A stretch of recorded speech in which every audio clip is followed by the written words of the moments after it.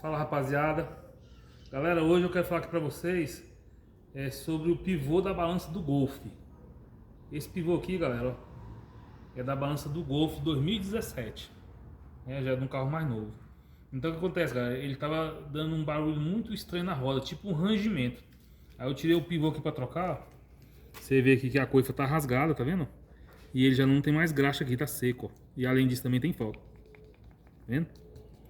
Então, aí eu peguei, substituí, botei um novo, resolveu o problema.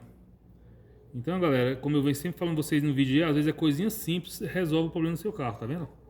Então aqui do Golf foi só o pivô, resolvi e tá tranquilo. Então essa é a dica, inscreva no canal, tamo junto, valeu!